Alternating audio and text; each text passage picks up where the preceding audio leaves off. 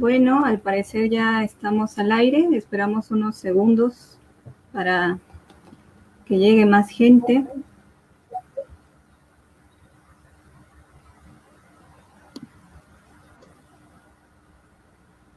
Listo. Bueno, pues bienvenidos a Tiempos Equívocos, la teoría crítica desde la periferia. El día de hoy nos acompaña Perla Valero, quien es latinoamericanista y profesora de la UNAM, y el tema con el que nos convoca es apuntes sobre los marxismos y la tradición negra radical. Te damos la bienvenida, Perla, un gusto tenerte aquí y pues adelante. Muchas gracias, Fer, y gracias a los compañeros por la invitación. Me da mucho gusto participar con Fernanda, que además es una muy querida amiga. Y pues, como decía ya Fer, el tema es sobre la relación entre los marxismos y la llamada tradición negra radical. Entonces, pues voy a hablar un poquito sobre esta relación partiendo de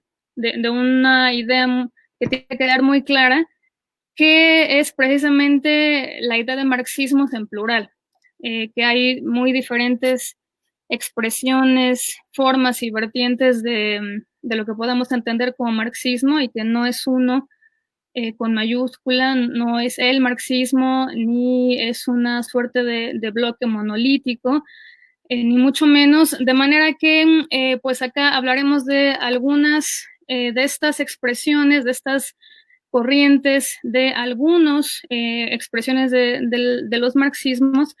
que se relacionaron con lo que algunos autores como Cedric Robinson, que es un antropólogo norteamericano, llamó la tradición negra radical. Y el tema, pues, en los momentos en los que nos encontramos puede resultar particularmente interesante, ya que algunos de estos pensadores y pensadoras negros,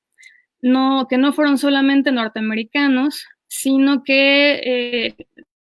alguna manera se movieron y fueron resultado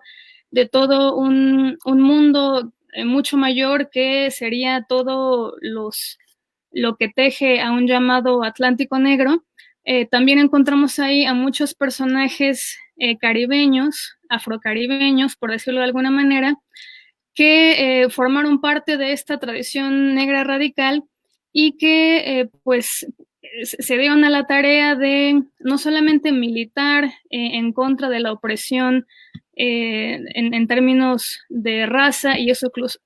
cruzarla con la de clase, sino que también pues fueron muy críticos con los temas del racismo, que ahora estamos viendo que vuelven a estallar una vez más en Estados Unidos y no solamente ahí,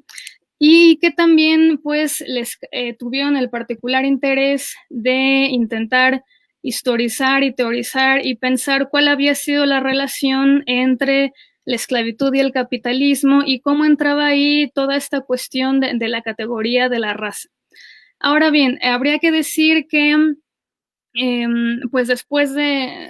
muchas cuestiones que han sucedido, particularmente de los desarrollos de los llamados estudios críticos de la raza, pues ya no se habla propiamente de la categoría de raza. Ya hay muchas personas que son muy críticas de utilizar esa categoría de raza, y más bien se prefiere hablar de procesos de racialización. Al igual que de esclavitud, por ejemplo, cuando se habla de esclavitud, pues en vez de hablar de esclavos, hay quien prefiere, para que quede mucho más claro el proceso que está detrás, hablar de esclavizados. Entonces, pues voy a referirme a la categoría de raza porque es la manera en la que estos autores, en el momento en el que están escribiendo y en el momento en el que están haciendo estas discusiones, toman la categoría así, pero hay que hacer esa salvedad de que se habla ahora mucho más, de manera más clara, de procesos de racialización. Y a lo largo de la exposición se hablará, pues, no de todos los autores y autoras que pueden considerarse como parte de esta tradición negra radical, sino solamente de algunos de ellos. Y ahí sí es una elección quizás un poco arbitraria, que tiene que ver más a lo mejor con mis intereses personales de investigación y de otro tipo, pero también pues quedando claro que no son los únicos y que hay muchos otros personajes que se pueden encontrar en esta tradición. Bien, entonces la idea de una tradición negra radical pues la podemos encontrar desde mucho antes del siglo XX. Hay un libro en particular de este autor que ya les mencionaba al principio, Cedric J. Robinson, que se llama precisamente el libro, está en inglés, Marxismo Negro, la formación de la tradición negra radical. Y este libro, que es de 1983, en este trabajo, Cedric Robinson va a plantear pues que precisamente lo que sería la historia de los africanos y los afroamericanos, pues ha sido contada desde paradigmas eurocéntricos, desde paradigmas eurocentrados que han ocultado lo que podría llamarse, como dicen algunos antropólogos, la agencia de estas poblaciones, que les ha negado, si lo decimos en otros términos, su papel de sujetos históricos, y sobre todo su relación con el desarrollo de la modernidad y del capitalismo. Y en este trabajo de Robinson, un poco lo que también saca ahí a relucir es que a veces dentro de la propia tradición de ciertos marxismos se reflejaban estos mismos paradigmas eurocéntricos, donde no se consideraba pues a estos sujetos de color como precisamente sujetos revolucionarios o como sujetos de la historia, y no se consideraba también toda la cuestión de raza, ¿no? Y se prefería quizás observar solamente las cuestiones que tenían que ver con la opresión de clase, así como quizás tampoco se le da mucha atención a otro tipo de opresiones como la opresión de género, y en este caso hablando de lo que tenía que ver con la opresión en términos de raza, que además pues metía esta discusión en otro nivel que tenía que ver ya también con cuestiones no solamente del racismo, por ejemplo, sino también con cuestiones que tenían que ver con la situación colonial, por ejemplo. Y que va a ser un tema que pues particularmente a estos pensadores, que muchos de ellos sí se van a asumir como marxistas y que ellos mismos eran afromarxistas, pues es un tema que evidentemente les interesó. Y también va a decir Robinson que hubo en alguna de esas tradiciones de ciertos marxismos, pues que tampoco se consideró el papel preponderante que va a tomar el desarrollo de la esclavitud como algo fundamental para el desarrollo del capitalismo. Particularmente si pensamos en algunos de estas expresiones de los marxismos que pues se volvieron muy evolucionistas o que plantearon discursos pues bastante estáticos, ¿no? Donde pensaban no sé, como estadios evolutivos de pasar del comunismo primitivo al esclavismo, al feudalismo, etcétera, donde toda la situación que tenía que ver con la esclavización de los africanos, que no fueron los únicos, pero que fueron de un grupo muy importante que fue reducido a la condición de esclavitud en pleno siglo XIX, pues que eso no se podía pensar como algo que pertenecía a un supuesto y con muchas comillas modo de producción de siglos y siglos anteriores, sino que era una relación de producción, incluso una relación social que estaba muy viva todavía para el siglo XIX. Recordemos solamente que en Estados Unidos la esclavitud se va a terminar de abolir en 1865 con la 13ª enmienda después de la Guerra Civil. E incluso en Europa, cuando pensamos también cómo en Europa estos procesos de abolición de la esclavitud ya final o completamente se van a dar muchos de ellos después del triunfo de la Revolución de 1848. Es hasta ese momento, les digo, ya muy entrado el siglo XIX, cuando se van a ya plantearse estos abolicionismos ya de manera mucho más clara. Si vemos otros espacios, por ejemplo, América Latina, recordemos, no sé, el caso de Brasil, donde la esclavitud se va a abolir hasta 1889, ya pues casi que entrando al siglo XX, y otros lugares, por ejemplo, como Cuba, que todavía era colonia española, que se va a abolir un poquito antes, en 1886. Y eso, si no consideramos que a pesar de que se dieron estos abolicionismos de la esclavitud, eso no hizo que desapareciera ni la plantación, ¿no? La esclavitud quizás fue abolida, pero la plantación que explotaba de manera preponderante el trabajo esclavo, esa permanece, y hubo otras formas de esclavización que van a seguir a la abolición de la esclavitud africana, por ejemplo, con los procesos de esclavización y la trata de los culís, que van a ser estos trabajadores del sureste asiático, no solamente de China, no solamente de la India, no solamente de Japón, sino de otros lugares, que van a seguir en estos circuitos de la trata y que van a ser llevados por todo el mundo asiático, pero también van a ser llevados a América, muchos de ellos a Estados Unidos, muchos de ellos también al Caribe, donde van a sustituir a esta mano de obra africana que fue manumitida, que fue liberada, emancipada. Y por otra parte, tampoco podemos olvidar que si bien después también se va a prohibir esta trata de los culís, el asunto de las prácticas del trabajo forzado esclavo a la fecha continúan. Hoy, en pleno 2020, es un régimen de trabajo que todavía existe. Hay gente, sociólogos, que se dedican al tema. Hay un libro que para eso es interesante, que no es muy reciente, es de 1999, de un sociólogo norteamericano que se llama Kevin Bales, está en siglo XXI, que en español le pusieron la esclavitud moderna, una cosa así, pero en inglés el título es mucho más elocuente, porque en inglés se llama Disposable People, es decir, gente desechable, y que precisamente es un trabajo donde este sociólogo norteamericano se pone a intentar contabilizar cuántos esclavos contemporáneos pues existen,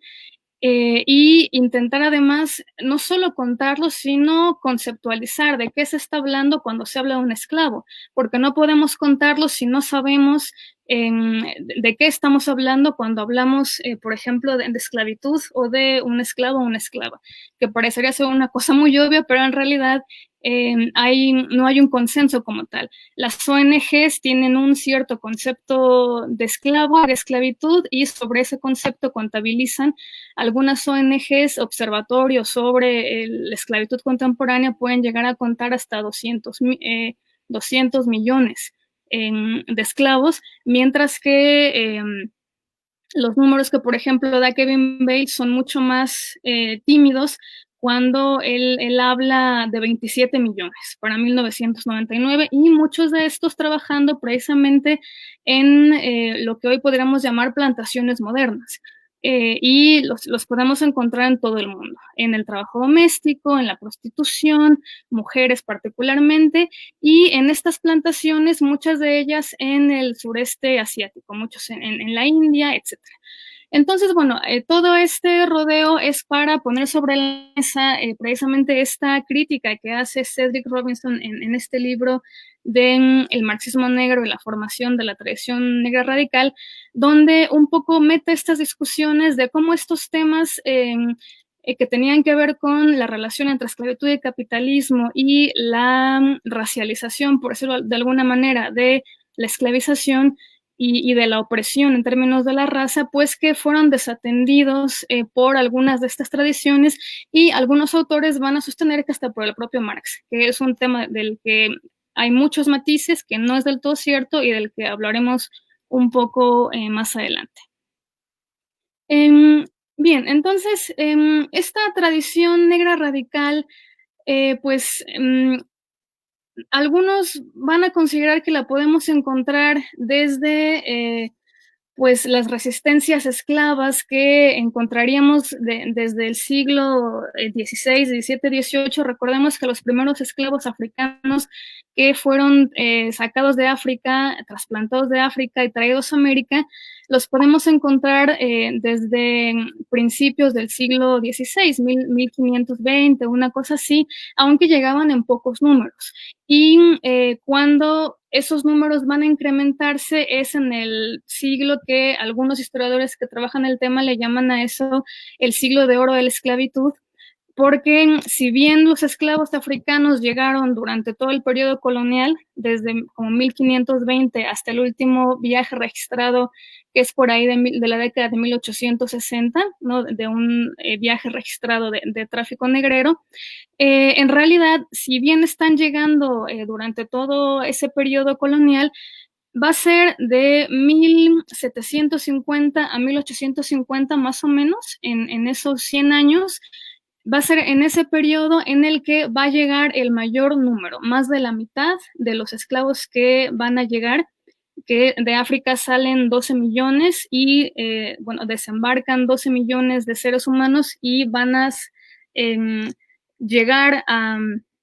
América 10 millones, es decir, 2 millones mueren en el camino por muy diversas circunstancias de enfermedades, hacinamiento, motines, barcos que eran hundidos para cobrar el seguro o barcos que eran hundidos por los ingleses ya en el siglo XIX cuando dejaron de ser los campeones de la trata y del tráfico de africanos para volverse en los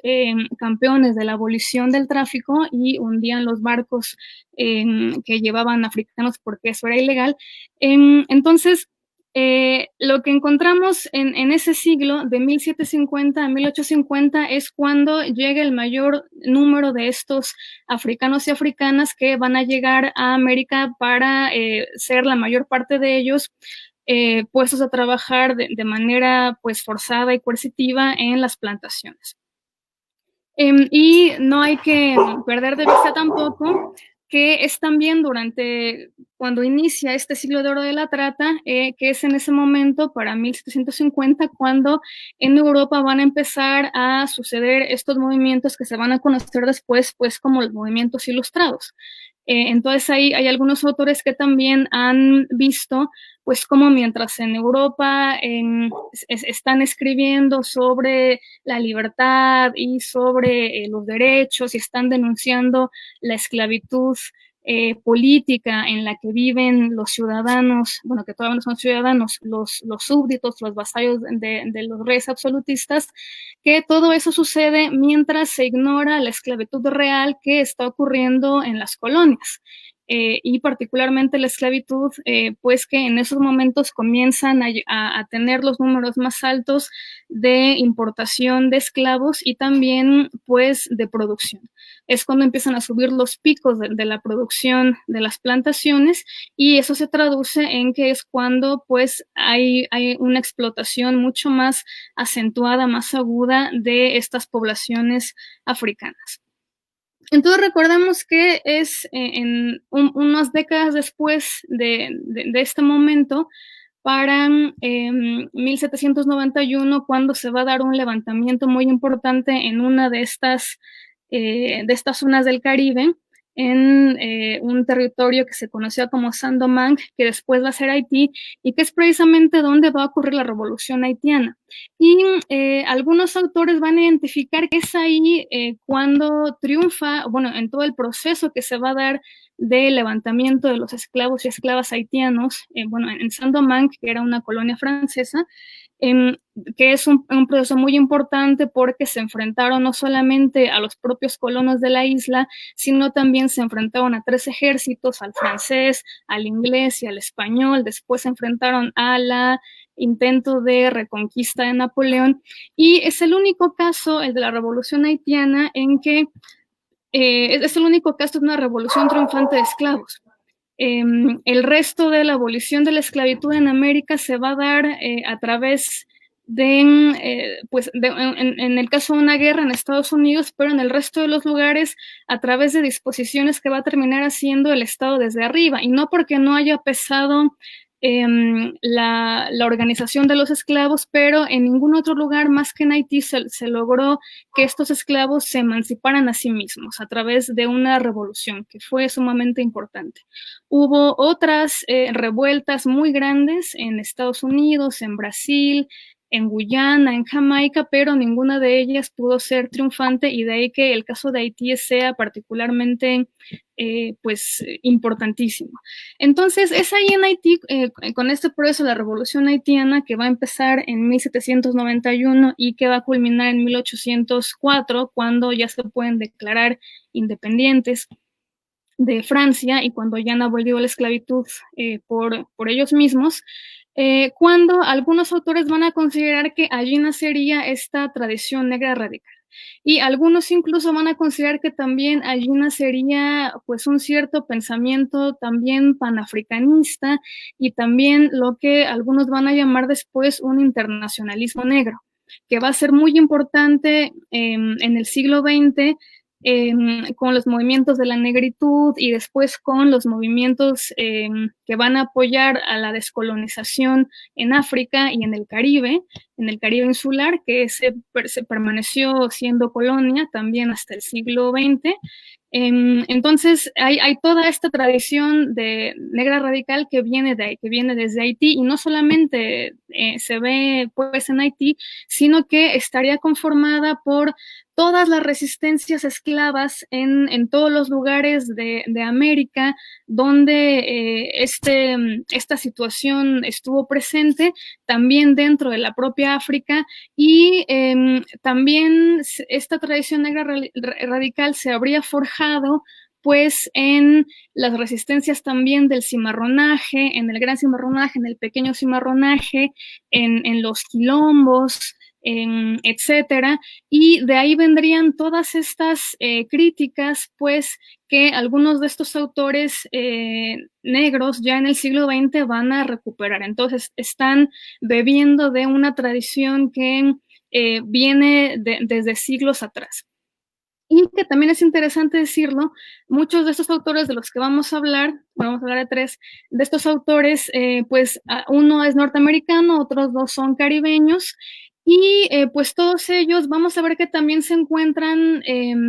pues circulando, se encuentran en una trayectoria que se forja en este mismo Atlántico Negro, como le va a llamar Paul Gilroy, cuando observamos que pues todos estos rutas de la esclavitud estuvieron cruzando por todo el Atlántico, pero no solamente las rutas de la esclavitud, y no solamente las rutas de los productos que eran producidos por la esclavitud y que viajaban por este Atlántico, por este océano Atlántico para ser vendidos, comercializados y realizados como ganancias. Hablamos del tabaco, hablamos del azúcar, por supuesto, hablamos bueno, también de otro tipo de mercancías, pero principalmente del azúcar, sino que esas rutas también del mundo atlántico también van a ser las rutas en las que estos esclavos se movían, porque muchos de ellos quizás cuando eran sacados de África, primero llegaban a Cuba, después eran vendidos y llevados a otro lugar, no sé, a Veracruz, a lo que hoy es Venezuela, a lo que hoy es Estados Unidos, y cuando se rebelaban o intentaban pues hacer alguna insurrección en las plantaciones en las que eran en las que eran reducidos, que hay que decirlo, las plantaciones también tienen esta forma carcelaria, que eso lo han denunciado muchos también de estos teóricos y teóricas que vienen de la tradición negra radical, por ejemplo, la propia Angela Davis, esta feminista marxista negra en Estados Unidos. Si eran descubiertos, si eran castigados, los volvían a vender y los enviaban a otro lugar. Entonces, a veces tenemos estas trayectorias de esclavos que fueron vendidos y estuvieron en Brasil, después en Cuba, después en Haití, después en Estados Unidos, y así también se iban tejiendo otro tipo de redes de resistencias, pues, en todo este Atlántico negro, como le llama Gilroy. Y que no solamente se quedaba del lado americano, también algunos de estos esclavos y después libertos también fueron llevados, por ejemplo, del otro lado del Atlántico a Europa. Algunos esclavos se los llevaban en sus amos y se los llevaban con ellos, por ejemplo, a Inglaterra, y esto lo sabemos porque también los esclavos después, algunos escribieron autobiografías, eso se conoce, es estudiado. Muchos de ellos después también van a participar de los propios movimientos populares y desde abajo de abolición de la esclavitud, de manera que se van a entretejer todas estas redes pues entre la resistencia y la explotación de estas poblaciones de color, creando lo que Paul Gilroy le llama este Atlántico negro. Y tenemos que entender, insisto, esta tradición negra radical ya en el siglo XX como una heredera y como una tradición que se forja al calor de toda esta historia. Entonces, pues ahí podemos hablar de varias figuras que, insisto, no son las únicas, pero pues son las que nos va a dar tiempo ahora de mencionar. Una de ellas es W.E.B. Du Bois, que quizás lo han escuchado por ahí,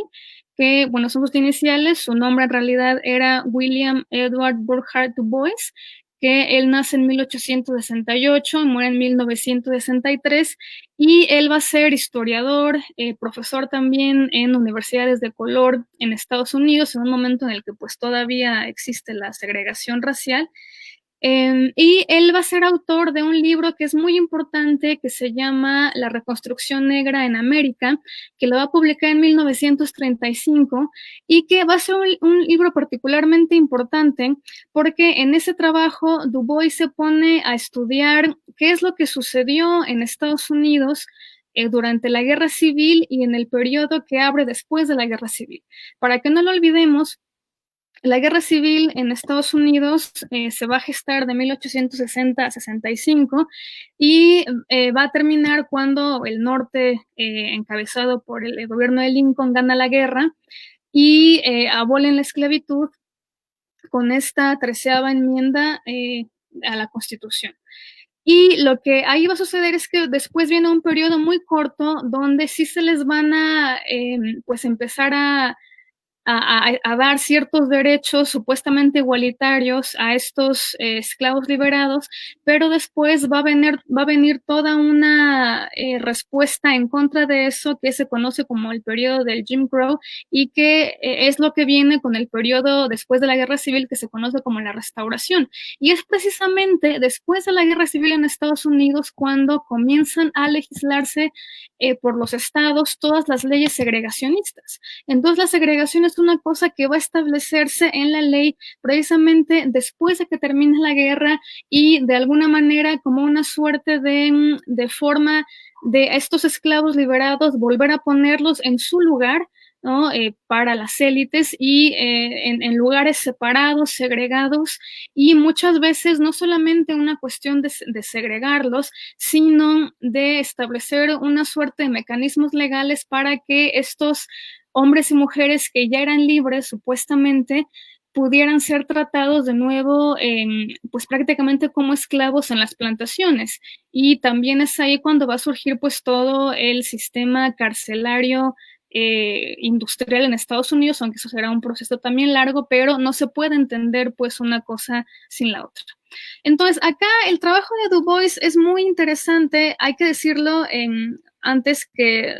Du Bois pues fue un tipo de izquierda, un tipo comprometido con los movimientos sociales y un tipo que se afilió al Partido Comunista ya hacia el final de su vida, que también fue, apoyó mucho movimientos de descolonización en África. Y en el trabajo de Du Bois, la reconstrucción negra en América, es importantísimo porque la explicación que se daba tradicionalmente de los historiadores y de los economistas a la guerra civil en Estados Unidos, y que es una explicación que a lo mejor todavía la podemos encontrar hoy, pues es explicar ese conflicto como si hubiera sido un mero conflicto económico entre las políticas librecambistas del norte contra las políticas proteccionistas del sur, como si ese hubiera sido el único asunto, y no aparece en ningún momento de esta explicación el papel que jugaba allí la esclavitud. Otras explicaciones que van a plantearlo y que se ven mucho en algunas de las películas norteamericanas que lo reflejan así, pues como un asunto de una guerra fratricida entre hermanos, etcétera, y los esclavizados y esclavizadas no aparecen por ningún lado. Y curiosamente, alguien que le tocó vivir ese periodo y que escribió artículos al respecto fue el propio Carlos Marx. Eso no tampoco lo perdamos de vista. Por eso yo decía al principio que estas pues discursos de algunos personajes que van a decir que toda la cuestión de la esclavitud y de la opresión, de cómo se cruza la opresión de clase con la opresión de raza que no aparecen en Marx, es una verdad a medias, porque en realidad no es así. Si bien es cierto que no podemos encontrar a lo mejor una obra digamos, pensada para exponer ese tema en la trayectoria de Marx, lo que sí podemos encontrar son reflexiones muy importantes en El Capital, en los Grundrisse y muchas de ellas también en sus textos periodísticos. Y en sus textos periodísticos, porque Karl Marx, no lo olvidemos, él trabajaba como periodista, era corresponsal, aunque estaba en Europa, estaba en Londres, era corresponsal de varios periódicos alemanes y e ingleses, y cubría pues varios de estos temas que tenían que ver pues con guerras internacionales, con ciertos conflictos también de Inglaterra, con otras zonas del mundo, y Karl Marx en varios artículos periodísticos que escribió para un par de periódicos alemanes, austríacos, ahora no lo recuerdo el dato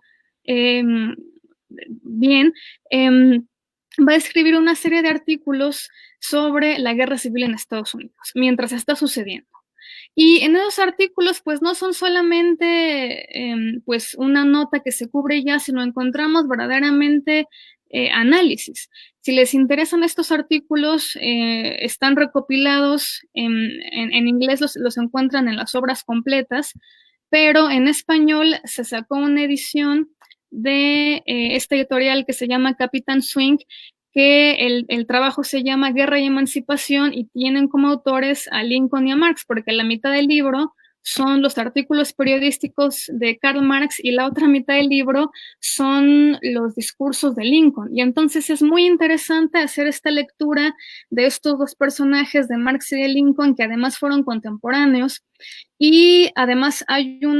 otro documento en este libro que se llama Guerra y Emancipación, de Capitán Swing, donde se publica ahí una carta que le manda la Internacional a Lincoln para felicitarlo por la abolición de la esclavitud, y que aunque la firma la Internacional, se sabe que la redacta Marx. Y hay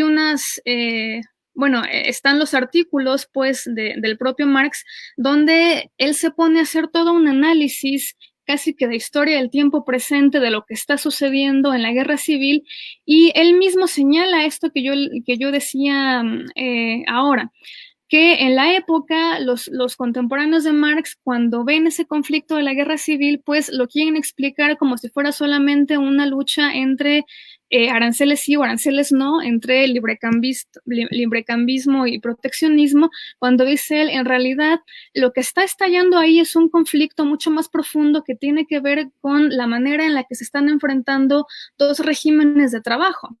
Todo el norte industrial que está sustentado, que se sostiene sobre el régimen del trabajo libre, y todo el sur de los territorios confederados que pues son plantaciones, principalmente de algodón,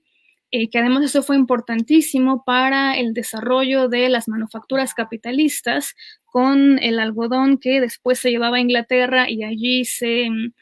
pues pasaba por toda la industria textil en Inglaterra, que todas esas plantaciones y todo ese régimen pues del sur de Estados Unidos se fundamenta, se sostiene sobre el trabajo esclavo. Y además ahí Marx tiene unos análisis súper interesantes de las implicaciones geopolíticas que esto tiene, porque él va a empezar a notar en esta pequeña historia del tiempo presente que está haciendo del conflicto en Estados Unidos, Marx, cómo precisamente se va a empezar a utilizar el racismo como una suerte de herramienta de división de clase para que no haya alianza posible entre los esclavizados y los blancos pobres, que se utilizan como carne de cañón y que se les manda como colonos para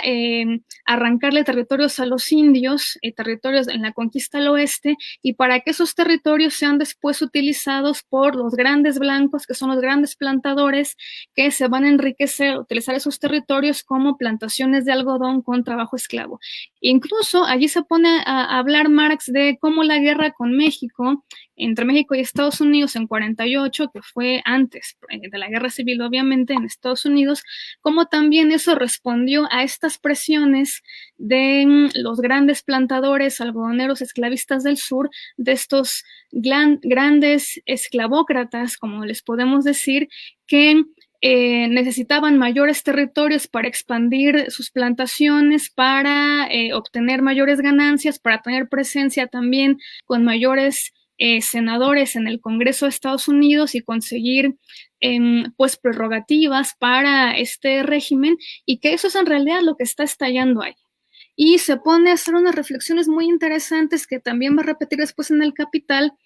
de que no se puede emancipar el trabajo asalariado donde todavía se estigmatiza el trabajo de color. Y unas también afirmaciones políticas muy interesantes donde el propio Marx se va a dar cuenta y lo va a decir que pues de alguna manera la libertad de los hombres blancos también se sostiene sobre la esclavización de los hombres de color, pues. Y entonces esta tensión que empieza también a involucrar cuestiones coloniales está en estos trabajos de Marx, y después también encontramos otras reflexiones en los Grundrisse y también en El Capital. Y lo que es interesante de este asunto es que buena parte de estas reflexiones, particularmente las que están en los textos periodísticos, que son textos que, aunque se escribieron en la época y salieron en los periódicos, pues que fueron abandonados, y son textos que, pues no sé, muchos teóricos marxistas no los conocieron hasta que después los volvieron a publicar. Y una cosa ahí también interesante es que mientras Marx está escribiendo estos trabajos sobre la guerra civil en los años 1862, 63, a la par estaba terminando de escribir El Capital. Entonces también hay algunas reflexiones que él tiene en El Capital, sobre todo cuando hablamos de las partes en las que está teorizando, escribiendo sobre el trabajo asalariado, sobre lo que implica el proceso de producción, sobre lo que implica, por ejemplo, la plusvalía absoluta, la plusvalía relativa. También parece que tiene en mente lo que está pasando en Estados Unidos y que no está pensando solo en los trabajadores blancos en las industrias, sino que también se está pensando en los trabajadores, porque eran trabajadores también, pero esclavos de color en las plantaciones, por ejemplo. Y todas estas reflexiones de alguna manera son recogidas por Du Bois, por William Edward Burghardt Du Bois, y de alguna manera estas reflexiones que ya estaban en Marx son puestas en el libro La Reconstrucción Negra en América, que se publica en 1935, y que pues va a ser un relato historiográficamente, políticamente muy distinto de la manera en que la historiografía norteamericana tradicional había pensado y había teorizado el tema de la guerra civil en Estados Unidos. Y hay otros casos también parecidos al de Du Bois, donde algo parecido sucede, pero con otro tipo de temas. Por ejemplo, en lo que se refiere, como también decíamos al principio, a la relación entre esclavitud y capitalismo. Entonces, hay otro trabajo que quizás también puede ser que seguro conozcan, que también forma parte, pues, de esta tradición negra radical, que es el libro de Capitalismo y Esclavitud, que se publicó en 1944 y que su autor es un afromarxista caribeño que se llama Eric Williams, que él era pues originario de Trinidad y Tobago, que era una colonia inglesa que está arribita de Venezuela, y que ahí la trayectoria de Williams es muy interesante porque pues como él venía de una de estas colonias que fueron creadas por Inglaterra solamente para la producción y donde no se preocupaban por construir bonitos malecones o por poner universidad, etcétera, porque era una colonia que estaba pensada solamente para la producción pues de plantación, la producción esclavista, no había universidad. Entonces William se tiene que ir a estudiar a Inglaterra, creo que a Oxford, se va a estudiar allá, se vuelve historiador, hace una licenciatura y también un posgrado, ¿no? Va a ser doctor en historia, y precisamente él elige como tema para estudiar el asunto de pues de la esclavitud de los africanos, de esa esclavitud colonial. Y de nuevo va a ser un tema muy interesante lo que va a hacer con eso Williams, porque otra vez en la época estamos hablando de los años 20, 30, la manera en la que se estudiaba por la historia económica, incluso por ciertos marxismos, como decíamos al principio, el tema de la esclavitud, pues era otra vez como un asunto pues meramente de una cuestión económica o como algo que en realidad pues era digamos, característico de otro modo de producción que en realidad era anterior, y lo que se pone a hacer en ese trabajo Williams es súper interesante porque él se pone ahí a intentar observar cómo es que todas las ganancias de todo el sistema de la trata y de la plantación en el Caribe, particularmente en el Caribe inglés, fue lo que financió la revolución industrial. Y realmente es un trabajo de historia económica crítico muy interesante en el que observa cómo pues todas las industrias que de alguna manera aceitaron esa famosa revolución industrial en la década de 1780, que la textil,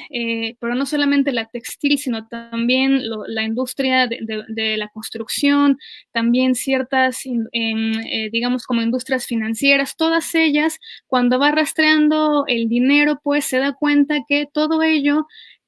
se nutrió con las ganancias que venían ya sea del dinero que estaba invertido en la trata de esclavos, en el contrabando, en la trata legal, en la industria de los seguros, de los barcos y también en todo el dinero que venía de lo que se producía en las plantaciones, particularmente del azúcar, el tabaco y el algodón. Entonces, lo que sostiene Williams y que pues no se equivoca, ¿no? Y que eso también lo podemos ver de alguna manera en los propios trabajos de Marx en El Capital, es que pues muchas de estas ciudades inglesas que fueron levantadas en la isla, esas ciudades industriales, Bristol, Manchester, que todas ellas en realidad, pues prácticamente un poco así lo dice Williams, los ladrillos de estas ciudades están construidas con sangre de esclavo. Y eso queda ahí bastante claro en lo que expone Williams en ese trabajo, cómo es que efectivamente toda la gran industria de la trata humana de los esclavos africanos y de las plantaciones en América,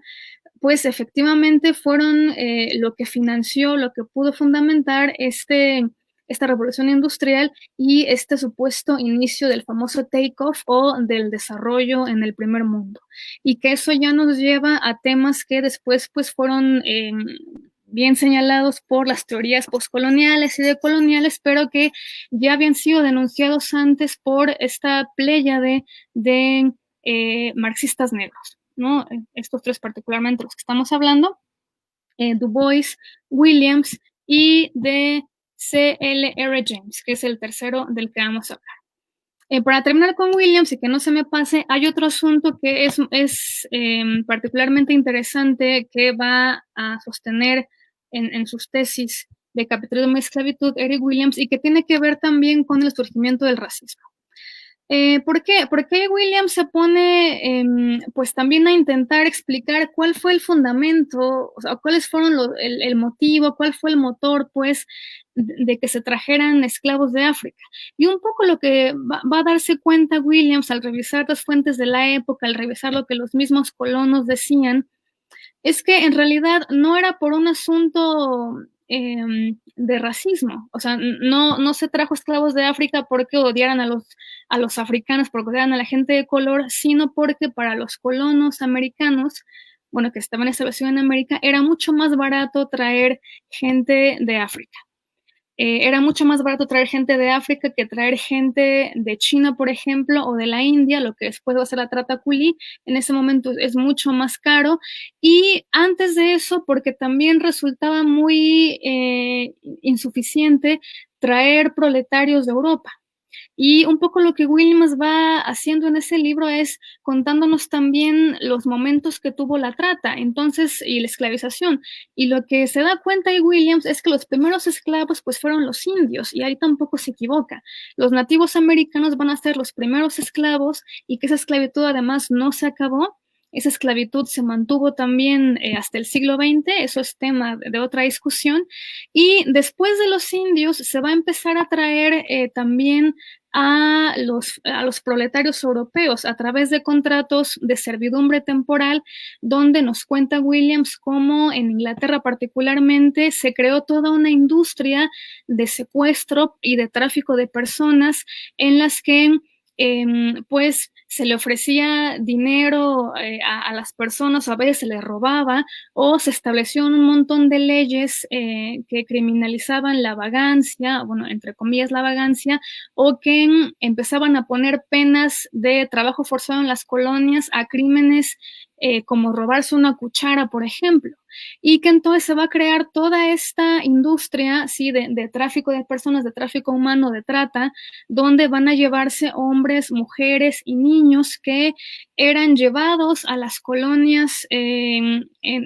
las 13 colonias, en lo que es Estados Unidos y también en el Caribe, eran llevados ahí y en realidad se les sometía a condiciones de esclavitud, a contratos que supuestamente eran de 7 años, pero que se incrementaban y que podían terminar en contratos de 20 años en los que no se les pagaba nada y donde se les trataba como esclavos, se les daban castigos físicos y donde se les trataba prácticamente como propiedad mueble, como si fueran esclavos. Y como William se da cuenta que estos colonos, para la cantidad de mano de obra que necesitaban para producir en estas plantaciones, que la plantación pues ya implica hablar de una producción industrial que es para el mercado mundial y que por supuesto resultó que los indios no eran suficientes y que tampoco era suficiente el trabajo de los proletarios en Europa, que además era una población muy minoritaria, era muy poca población. Entonces resulta que se van a ver obligados a ir a África y empezar a traer gente de ahí. Y porque además a los africanos no tenían que hacerles contratos de ningún tipo,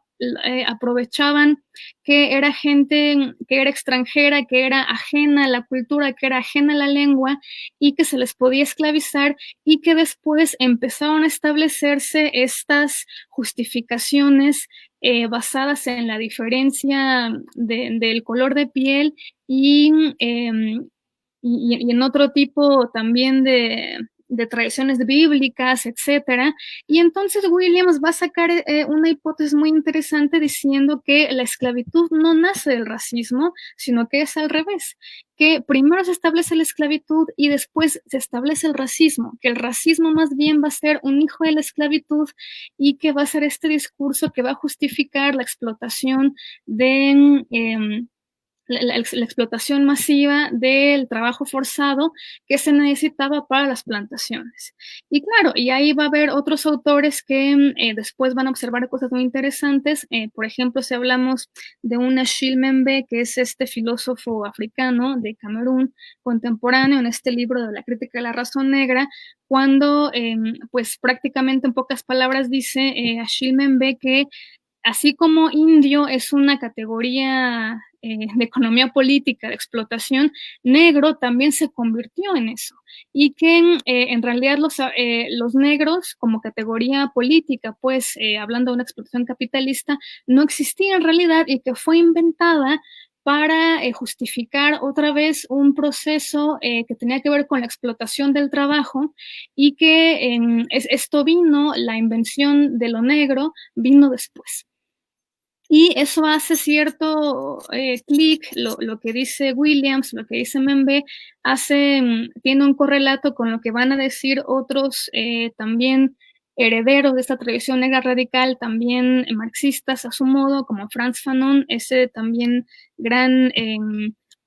pensador, teórico y revolucionario martiniqués del Caribe francés, médico, psiquiatra, que después se va a ir a pelear Argelia con el Frente de Liberación Nacional Argelino en algunos textos que tiene Fanon sobre el racismo, que de alguna manera están en sintonía con muchas de las cosas que también dice Williams. Y finalmente, otro personaje, ya para cerrar, que fue maestro de Eric Williams, que también era un afromarxista caribeño, que, como decíamos hace ratito, es Cyril Lionel Robert James, C.L.R. James. Y que James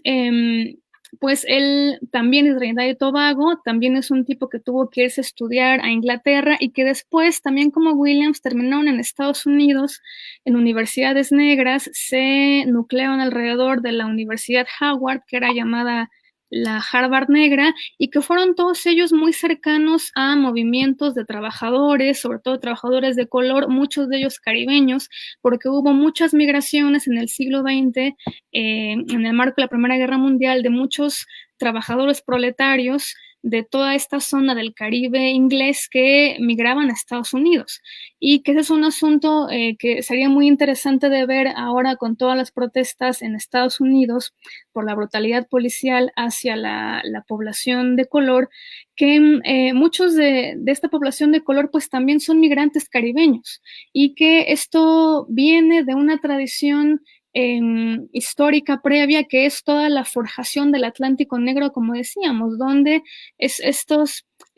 figuras de los esclavos se movieron por todo el Atlántico Negro, no solamente se quedaban en sus plantaciones, sino que pululaban, recorrían, tenían estas biografías globales por todo el Atlántico Negro, y que también iban tejiendo redes políticas.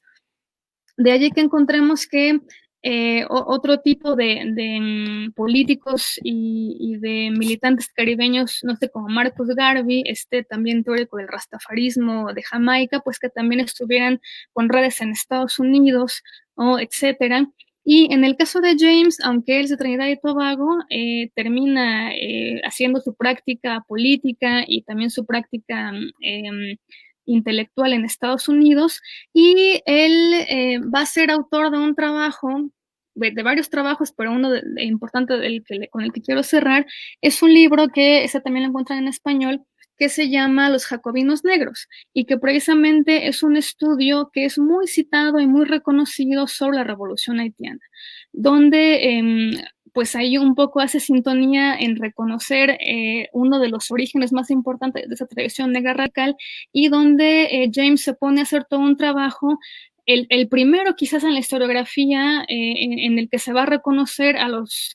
esclavos haitianos como los hacedores de su propia revolución. Porque a la revolución haitiana no se le consideraba, todavía no se le considera como una revolución a la misma altura de la francesa o de la norteamericana, porque fue hecha por esclavos negros. Y entonces hay un montón de historiadores, gente incluso hoy, 2020, que todavía sostiene ese argumento, que no es posible que unos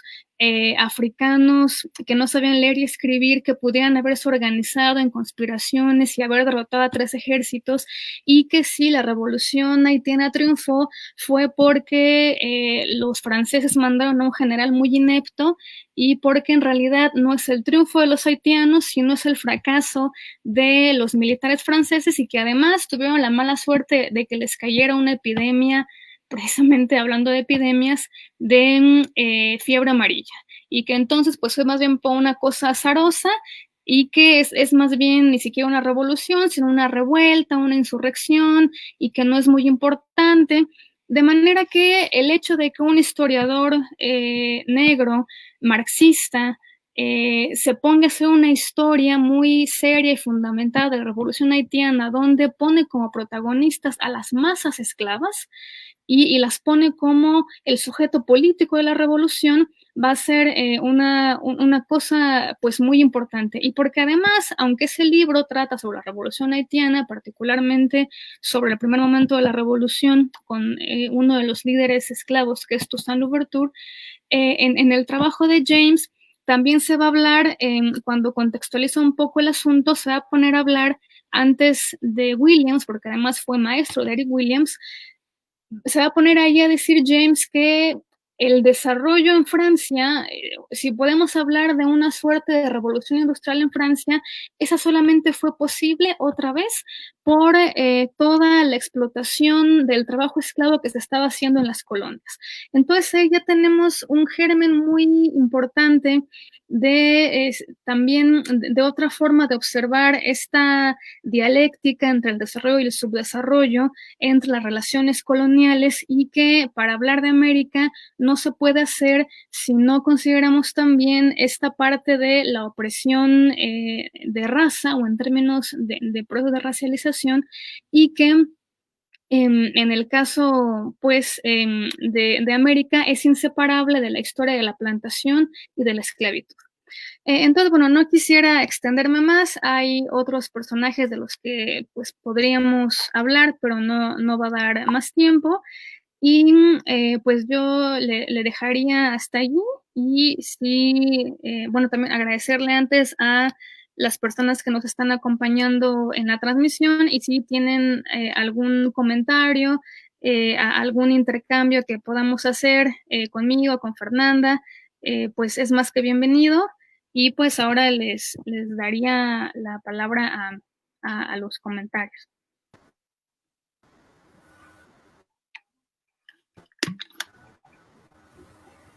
Gracias, Perla. Sin duda un tema pues más que vigente en estos tiempos en donde el racismo sobrevive. Bueno, les recordamos a nuestros escuchas que esta charla la van a poder encontrar en nuestro canal de YouTube y aquí en nuestra página de Tiempos Equívocos. Y bueno, abrimos este espacio para intercambiar, para un diálogo de comentarios, de preguntas. Y bueno, nos saludan desde Colombia, Guatemala, Venezuela, Perú. Leo acá una pregunta que dice: ¿cuáles son los encuentros y desencuentros de estos marxismos negros con las teorías feministas actuales de la interseccionalidad? Gracias, Fer. Pues gracias a la persona que lanza esta pregunta. Yo ahí creo que es un tema que tendría que revisarse con cuidado, porque vaya, yo les estoy acá hablando de estos tres personajes, ¿no? De Du Bois, de James y de Williams, que pues todos ellos ya fallecieron, y que de alguna manera sí dejaron escuela, ¿no? Mencionamos rápidamente a Angela Davis, por ejemplo, que también pues se puede, y no solamente ella, ¿no? Un montón de otras feministas marxistas de color que también se pueden pues de alguna manera situar en esta tradición mega radical. Y pues ahí seguramente encontramos desencuentros, pero tendríamos que verlos con más cuidado. Yo no me atrevería a hacer afirmaciones muy, digamos, tajantes sin revisar el tema. Ahí les recomendaría que pues lean este muy buen trabajo de la propia Angela Davis, de Mujeres, Raza y Clase, donde lo que sí les podría decir es que pues la propia Angela Davis va a señalar ahí pues cómo hay muchas cosas que se pueden decir, por ejemplo, en términos de cómo después de la guerra civil y durante todo este periodo del que hablábamos de la reconstrucción en Estados Unidos y con las leyes del Jim Crow, pues es cuando empezaron los linchamientos de los afroamericanos, y que muchas veces estos linchamientos que hacían pues ciudadanos blancos, evidentemente con una carga racista, muchas veces estos linchamientos eran justificados con la idea de que el hombre de color linchado porque eran varones, pues había atacado sexualmente a una mujer. Y entonces había, digamos, una suerte de denuncias falsas que hacían algunas mujeres o algunos hombres blancos señalando este asunto. Entonces, es un tema bastante complicado, ¿no? Todo lo que tiene que ver ahí con el asunto del feminismo, que yo creo que sería mucho mejor leerlo de la propia Angela Davis. Y lo que sí les puedo decir quizás también es que cuando hablamos, por ejemplo, de la revolución haitiana, ahí va a ser muy importante también el papel de las mujeres, que van a ser las esclavas, mujeres, las que van a tener un papel muy importante a la hora de organizar la conspiración, porque eran ellas las que tenían más movilidad para ir los fines de semana, que les dejaban ir a vender algunos productos que hacían en su tiempo libre. Entonces ahí también esa es una tarea pendiente, ¿no? Recuperar también a todas estas mujeres de las que conocemos los nombres y de las que no conocemos los nombres, que participaron también en el forjamiento de esta tradición negra radical. Pero efectivamente lo que sí podemos ver, como decía la persona que lanzaba este comentario, que es un asunto mucho más complejo en el que se cruzan de esta forma interseccional, ¿no? Como decían, tanto la cuestión de clase como la cuestión de racialización, como la cuestión también de género.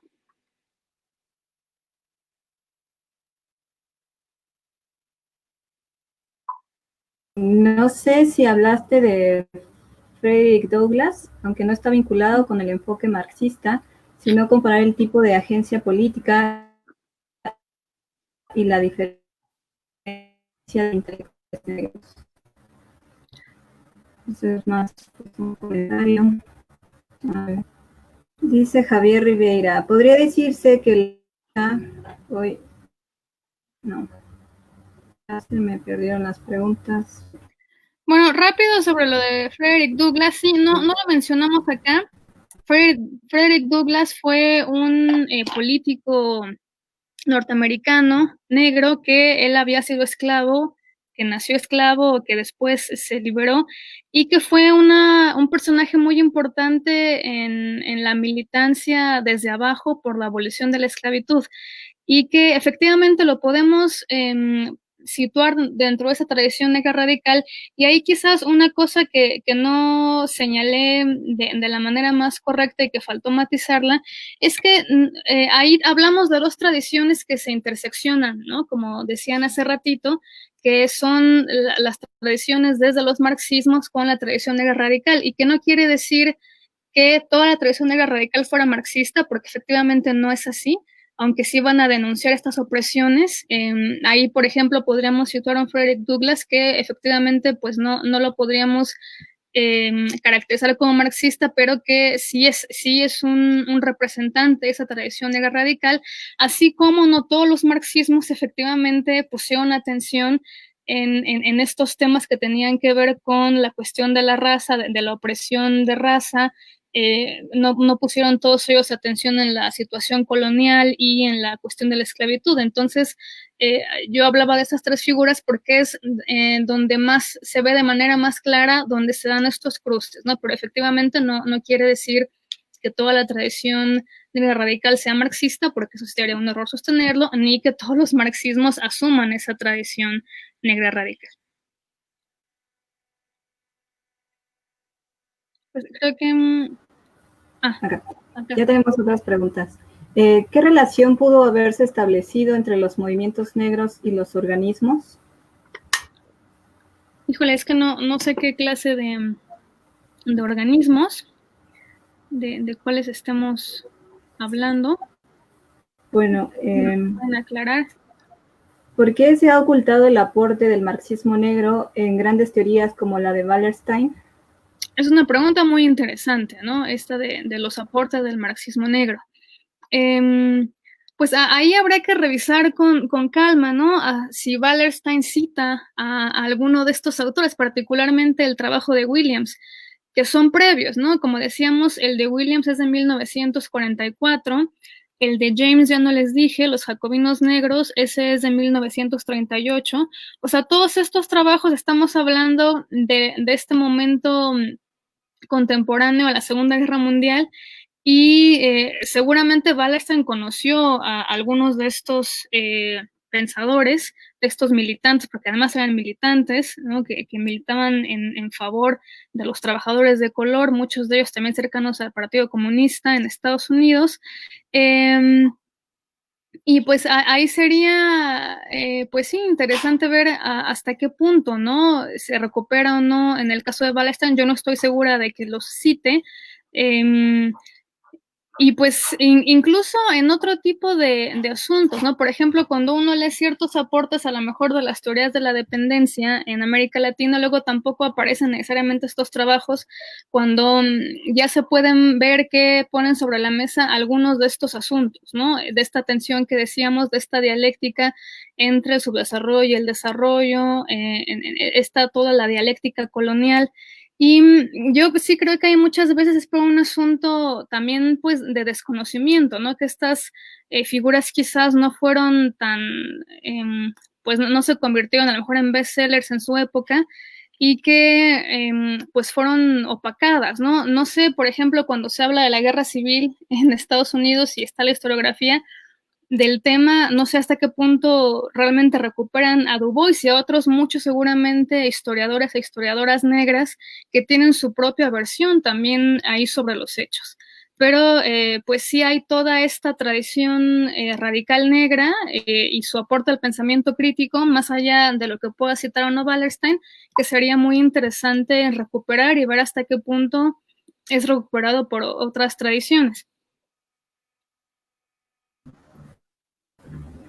Bueno, acá hay otra pregunta que dice, ¿hubo relación de Du Bois con Nat, con el mismo Booker, Washington o en la parte caribeña con Frame? Sí, está una muy buena pregunta y súper específica, ¿no? Que preguntan acá si hubo relación de Du Bois con la NCACP, que va a ser este movimiento también, este organismo también en favor de los derechos de los afroamericanos. Yo no soy experta en Du Bois, pero yo me imagino que sí. Creo que hay unas biografías por ahí de Du Bois que sería interesante observar. Yo pensaría que sí, porque además él fue muy longevo, ¿no? Du Bois, como decíamos, nació en 1868 y murió en 1963. Entonces, pues sí le toca esta parte del movimiento por los derechos civiles. A lo mejor no lo ve finiquitado, pero era muy solidario. Entonces yo creo que sí, pero no me atrevería a asegurar nada sin ver una cosa de su biografía más puntual. Con Booker T. Washington, que también va a ser otra de estas figuras, un empresario negro. Yo creo que sí. De hecho, creo que por ahí una serie donde que ahora creo que está en una de estas plataformas de streaming, que bueno, es una serie, está como también dramatizada, donde parece que había una relación ahí, pero también creo que ahí sería bueno leer más bien una biografía. Y con el otro personaje que preguntan acá, Joseph Antenor Firma, que él fue un antropólogo haitiano, pues que es una generación anterior, ¿no? A la de Du Bois, pero que en algún momento sí son contemporáneos. Y es un tipo muy interesante, Joseph Antenor Firma, les digo, haitiano, un político haitiano negro, que escribió una obra súper interesante que lleva por título La igualdad de las razas humanas, ensayo sobre la igualdad de las razas humanas, que es una respuesta a un trabajo que escribió el conde de Gobineau en 1844, una cosa así, que se llama Sobre la desigualdad de las razas humanas, ¿no? Entonces es un trabajo que ese se publica a finales del siglo XIX, por ahí de 1880, 90, y es una respuesta que le hace, pues, como 40 años después, Joseph Antenor Firma a Gobineau en un libro donde se pone a desmentir todos los supuestos científicos de las teorías supuestamente científicas de su época, de la biología evolutiva, de la medicina, de la antropología en ciernes, que intentaban afirmar que había diferentes razas humanas y que eso tenía un correlato en términos de la biología y en términos también de las facultades, digamos como la inteligencia, eran estas ciencias pues muy frenológicas, y ese libro es muy recomendable, apenas lo tradujeron los cubanos al español, y esa también es una razón por la cual yo creo que todos estos autores luego no van muy leídos, porque la mayoría de ellos pues escribir en inglés, aunque sean caribeños, pues recuerden que en el Caribe no nada más se habla español, también pues está todo el Caribe francófono, anglófono, el Caribe holandés también, y pues donde pues era más fácil quizás leerse, por ejemplo, James y Williams, que escriban en inglés porque eran de Trinidad y Tobago, era más fácil que se conocieran en el mundo anglófono, que eso no justifica Wallerstein, no, pero esto habría que revisar si lo cita o no lo cita, a que los conociéramos en español. De hecho, Los Jacobinos Negros se tradujo hace apenas algunos años al español en Fondo de Cultura Económica y tiene una traducción también en Argentina al español en Razón y Revolución. Y el libro de Williams, ese tiene creo que dos traducciones, una cubana como en los 70s, a una argentina y una española. El de Du Bois, la reconstrucción negra en América, no se ha traducido al español, hasta donde yo sé, casi Du Bois no está traducido al español para nada. Entonces, pues también hay un asunto de la dificultad de la lengua. En el caso de Firmat, también sería muy interesante rastrear si había esa relación con Du Bois. Hay una barrera ahí lingüística porque Firmat pues forma parte del mundo francófono, caribeño, y Du Bois está en Estados Unidos. Entonces yo lo desconozco puntualmente, eso también habría que verlo en alguna biografía de Du Bois, que seguro hay, pero sí podemos encontrar que había estas que una cosa es que hubiera una relación quizás personal, y otra cosa que a lo mejor sí es más factible encontrar es hasta qué punto va a ser recuperado en su obra. Du Bois también tiene otros trabajos, no solo la reconstrucción negra en América, sino también eh, el negro en Filadelfia, algo así, es otro libro, y tiene otro más sobre de Black Folk o algo así, donde quizás habría que revisar también si encontramos algunos de los argumentos de Firmat en su libro, pues en su trabajo más importante, el ensayo sobre la igualdad de las razas humanas, y ver si se recupera.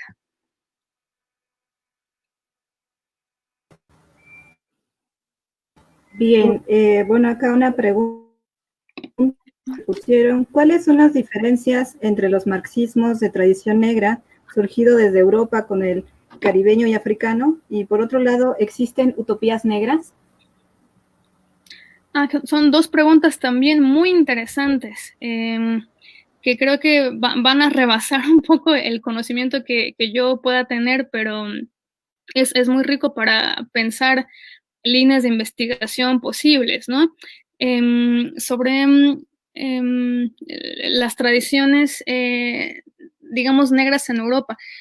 Ahí les recomendaría yo que revisen el libro del Atlántico Negro, que seguramente debe haber otros, pero este está en español, es el de Paul Gilroy, se llama El Atlántico Negro, Modernidad y Doble Conciencia, lo encuentran en ACAL, seguramente está en línea. Hay una versión también en portugués, y ese trabajo un poco lo hace Paul Gilroy, que él es un antropólogo británico, pero afro-británico, que eso también es un mito que habría que quitarse, ¿no? Que pensamos que en Europa pues toda la gente es blanca, y que en realidad si hay migrantes, bueno, si hay gente de color, son migrantes del siglo XX, ¿no? De refugiados, etcétera, de las últimas décadas, cuando en realidad no es así. Desde que se establecen las colonias en el siglo XVII, en las colonias inglesas, por ejemplo, va a haber mucha migración. Tanto de los propios esclavos, luego de los libertos, como también después de estos trabajadores de color. Entonces, por eso Gilroy habla precisamente de un Atlántico negro, que no es cierto que este Atlántico fue blanco como lo quería pensar la historia atlántica. Y después va a haber trabajos muy interesantes como el de un historiador norteamericano que se llama Jace Weaver, que luego escribió otro libro que se llama El Atlántico Rojo, hablando precisamente de la movilidad también indígena que se dio en todo el mundo atlántico, y que entonces tendríamos más bien, como dicen dos historiadores también marxistas, Marcus Rediker y Peter Lindebach, en un trabajo hermosísimo que se llama La Guerra de la Revolución, cuando ellos hablan más bien de un Atlántico variopinto, un Atlántico donde se forjaron los proletarios que siempre fueron una clase multiétnica, multilingüística, multietaria, de todos los géneros, y que encontramos estas movilidades y esa la recupera mucho Paul Gilroy. Entonces yo ahí les invitaría a que revisen Atlántico Negro, porque Paul Gilroy se los puede explicar muchísimo mejor de lo que lo puedo hacer yo, y él va un poco rescatando estas tradiciones también de la militancia negra en Inglaterra, que son contemporáneas al periodo de la colonia, y que tienen mucho que ver también con tradiciones anarquistas, con tradiciones también abolicionistas de gente de color, donde él recupera varios personajes, y él además, que les digo, es un afro-británico, su familia es originaria de Barbados, entonces es muy interesante todo el trabajo que hace. Y la segunda pregunta, no sé si me la puedes repetir, Fer, porque no pude apuntarla y ya se me perdió por acá. Dicen, ¿existen utopías negras? Claro, es una buenísima pregunta. Pues ahí sí yo lo desconozco. Yo creo que seguramente sí, pero ahí sería, más bien yo les invitaría a las y los compañeros y compañeras que si saben algo nos lo compartan por acá. Me parece un excelentísimo tema para pensar, pero yo ahí sí lo desconozco. Utopías, no sé si las estamos pensando más en términos de esta suerte como de novelas utópicas que sí se hicieron, o de experimentos utópicos como tal, ¿no? De de colonias que se intentaban establecer más como de cortes anarquistas en América. No sé si se podría considerar hasta en algún momento utopías a lo que se intentó hacer en las comunidades cimarronas. Ahí creo que quizás, bueno, porque hay toda esta idea del regreso a África, a la madre África, de reconstruir lo que se imaginaban que podía ser África en las comunidades de los negros libres cuando se fugaban y se iban a cimarronear. No sé si se podría hablar de eso como una suerte de utopía, pero sería muy interesante pensarlo así. Si tienen información, pues estaría muy bien que la compartiéramos para acá, para todas y todos. Bueno, pues han dejado muchos comentarios, muchas preguntas. Vamos a intentar pues darle paso a algunos de ellos. Dice, ¿puedes comentar un poco más sobre los esclavos indios en las colonias inglesas? Claro, sobre los culís. No fueron solamente indios, ¿no? Ahí lo que podríamos decir rápidamente es que, como decía hace ratito, cuando el siglo XIX, sobre todo después de la Revolución Haitiana, decíamos, triunfa en 1804, y la Revolución Haitiana va a traer consigo toda una ola de miedo negro, así se le llamaba en la época, porque el resto de las metrópolis, la propia Francia, que aún tenía territorios coloniales en Martinica, en la Guyana Francesa, en otros lugares, como Inglaterra, Holanda y la propia España, pues van a tener una verdadera ola de miedo negro, eh, teniendo miedo a que se le rebelen sus esclavos en otros territorios, particularmente en Brasil, ¿no? También los portugueses, de manera que la revolución haitiana va a inaugurar el siglo abolicionista. El siglo XIX, además de ser el siglo revolucionario por excelencia, donde va a empezar y va a cerrar con revoluciones, está atravesado por revoluciones, también va a ser, bueno, con la haitiana, por supuesto, también va a ser el siglo de la manumisión o el siglo de la abolición de la esclavitud o el siglo de la liberación de los esclavos. Y como decíamos, después de la revolución haitiana, pues va a ser un momento de quiebre en el que por este miedo negro a que se les levanten los esclavos y los asesinen, como hicieron en Haití, y se liberen, pues, porque es lo que hicieron, van a empezar a decretar, pues, poco a poco leyes de vientres libres, leyes de sexagenarios, de ir liberando poquito a poco a los esclavos, de ir estableciendo estos debates sobre el abolicionismo. De manera que, como decíamos, va a ser el siglo en el que se empieza a liberar poquito a poco a los esclavos. Y ahora bien, como la plantación no desapareció, lo que se va a hacer es que pues se libera a los esclavos, pero al mismo tiempo, en ese mismo siglo XIX, en la segunda mitad, por ahí de 1850 en adelante, se van a empezar a importar colonos, porque les ponían ese nombre, en los contratos decía que eran colonos, nativos de todo el sureste asiático, no solamente de la India, sino también de China, de Japón, de Malasia, de Filipinas, de varios lugares, particularmente porque recuerden también que en el 19 es cuando se van a establecer las colonias europeas en estas zonas, en África y en Asia, ya de manera pues digamos ya institucional, de manera ya consolidada, y los ingleses que se establecen en la India, en el norte de la India, establecen el famoso Raj británico, pues van a empezar también a esclavizar a la mano de obra de los nativos de la India, y los van a empezar también a movilizar como trabajo cautivo, no solamente hacia América y hacia sus colonias en América, Jamaica, Barbados, etcétera, sino también en toda Asia, porque recuerden que los ingleses van a establecer plantaciones, pero de té, y plantaciones de opio. No nos olvidemos de la guerra del opio, de las guerras del opio en el siglo XIX,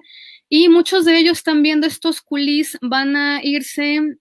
también al mundo hispánico, a Cuba. Muchísimos los van a mandar a Cuba, pero también van a llegar... disculpen aquí con los colegas perritos. Van a llegar también por el Pacífico, a Perú, y muchos van a llegar a California. Si les interesa ese tema en particular, les puedo recomendar un libro de un historiador norteamericano que se llama Elliot Young, que tiene un libro que lo encuentran en internet que se llama Alien Nation. Está en inglés y tiene como subtítulo la migración china a las Américas. Y es una historia de toda la migración de chinos a América desde la era Culi hasta la Segunda Guerra Mundial. Y el libro es particularmente interesante porque la portada del libro es una imagen de una revista decimonónica, donde la imagen es un chino vestido con su ropa, digamos, de la época y con su trenza, su peinado tradicional, que está cruzando el desierto del norte de México y está muriéndose de sed. Porque también muchos de esta trata de culis, en este caso de culis chinos, muchos llegaron a México, al norte de México. Acuérdense que Mexicali, esta es una ciudad, por ejemplo, que nació con la inmigración china. Había también compañías chinas de tráfico de personas en el siglo XIX, empezando el XX, y muchos llegaban a México para cruzar a Estados Unidos, a la fiebre del oro, a California, y fueron los coolies los que construyeron todas las vías de ferrocarril en California, por ejemplo. Y esa trata pues no se reguló. Y ese tema, les digo, está estudiado, pero si les interesa pueden revisar ese libro de Elliot Young, Alien Nation, lo encuentran en internet. Y preguntaba por acá una compañera de cómo se llama el libro del Atlántico variopinto. Bueno, la tesis es sobre el proletariado variopinto y el libro se llama La Hidra de la Revolución. Marineros, esclavos y indígenas, no me acuerdo, en el mundo atlántico. Los autores son Peter Linebaugh y Marcus Rediker, y el libro está en crítica, pero también seguro lo encuentras en internet.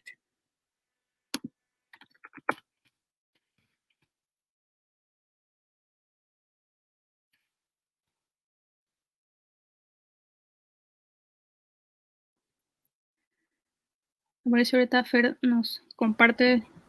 Ya, creo que ya sé. Bueno, acá hay otra pregunta. Dice, ¿se puede establecer lazos entre la tradición indigenista, surgida sobre todo en la zona andina, y el fenómeno de la negritud? Híjole, no quiero abusar, no soy especialista en este tema. Se podrían hacer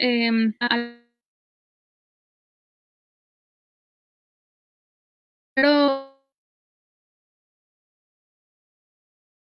pensé que paralelamente bueno, no paralelamente, antes de la Revolución Haitiana, que como decíamos va a iniciar en 1791, unas décadas antes, en 1780, sucede la gran rebelión de Tupac Amaru en el mundo andino, que también desató una ola, ahí no se le llamó de miedo negro, pero sí de miedo indio, y que va a tener también implicaciones importantes en lo que va a pasar después con el inicio de la guerra de independencia y de por qué fue tan resistente el realismo en el Perú. Entonces creo que se pueden hacer quizás ahí encontrar algunos puntos en común, pero yo no me atrevería a plantear algunas cosas más concretas porque ahí nos faltaría información. Lo que quizás es más obvio, ahí sí, pues es cómo impactó la revolución haitiana en todo el Atlántico Negro, que eso, bueno, no era tema propiamente, pero digo un comentario rapidísimo. Estudios recientes por la revolución, por la guerra de Estados Unidos, han mostrado cómo algunos esclavos en Estados Unidos que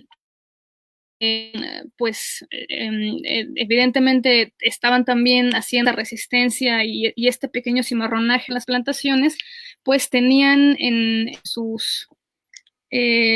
pequeñas casas en las ensalas, como les llamaba Gilberto Freire para el caso portugués, pero en Estados Unidos, en la casa de los esclavos, pues tenían a veces imágenes los haitianos, de Toussaint Louverture, eso está estudiado, tenían como pequeños relicarios que utilizaban con la figura de los revolucionarios haitianos. Entonces, sí hay esos contactos para pues el mundo del Atlántico Negro, y hacer cruces entre el Atlántico Negro y el Atlántico Rojo sería muy interesante. Otra cosa que podría dar pistas es que no podemos perder de vista que en las plantaciones en América nunca fueron exclusivas de una sola etnia. Es decir, eso también, por ejemplo, lo cita Williams en su trabajo y lo citan muchos otros autores, muchos historiadores marxistas cubanos, que no los mencionamos acá, pero que se fueron a estudiar también la relación entre la esclavitud y el capitalismo, particularmente en la isla. Muchos de estos historiadores marxistas cubanos y el propio Williams, aunque él es trinitario, van a darse cuenta cómo en las plantaciones no había solamente esclavos africanos o criollos, o sea, ya nacidos en América. Encontramos tanto como trabajo esclavo indígena, es decir, los indios esclavizados, los blancos sometidos a trabajo forzado, africanos esclavizados, trabajaban codo a codo en las plantaciones, a lo mejor no en los mismos números, pero también en las plantaciones y en las minas. Las minas, que es un modelo extractivista que encontramos desde el siglo XVI, también en las minas encontramos que eran lugares donde había distintos regímenes de trabajo que convivían y que convivían también distintos tipos de trabajadores. Entonces, en las minas también encontramos trabajadores indios esclavizados con indios libres, con negros esclavizados, con ya proletarios incipientes. Entonces,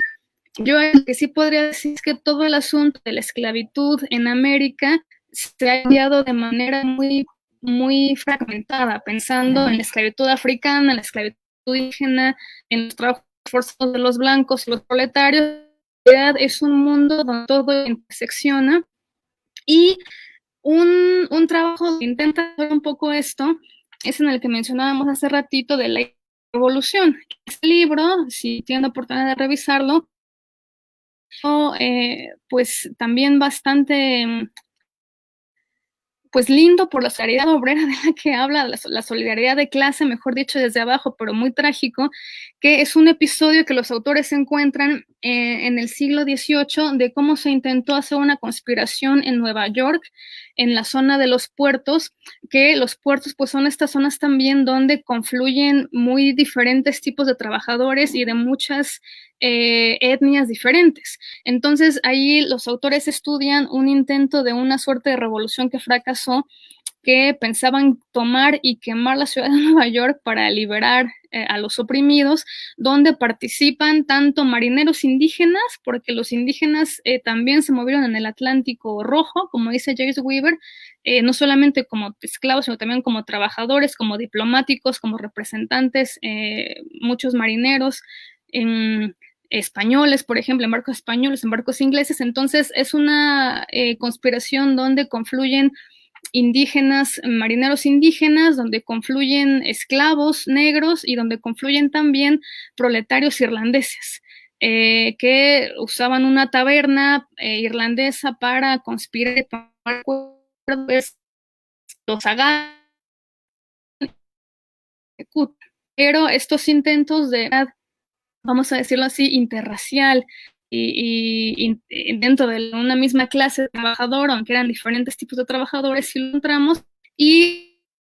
habría que ver hasta qué punto estas dos tradiciones, la tradición indígena, como decían acá, quizás andina, aunque hay otras, con la tradición radical, en algún momento, más allá de estos puntos de toque que yo mencionaba, a lo mejor podemos encontrar un poco de puntos en común, ¿no? Pero sería todo un trabajo pendiente. Ojalá se animen a hacer. Muy bien, pues muchas gracias, Perla. Gracias también a nuestros escuchas. Les recordamos que esta charla la van a poder encontrar en nuestro canal de YouTube y en nuestra página de Tiempos Equívocos. También, pues gracias a los compañeros de Comuna de Teoría Crítica que se realiza en conjunto estas charlas y que, bueno, estarán apareciendo las siguientes semanas en torno a otros temas. Y bueno, pues gracias. Estaremos atentos a las próximas actividades que se den aquí. Y pues gracias, Perla. Gracias a los escuchas y hasta pronto. Sí, muchas gracias a todas y a todos los que nos acompañaron y que dejaron preguntas.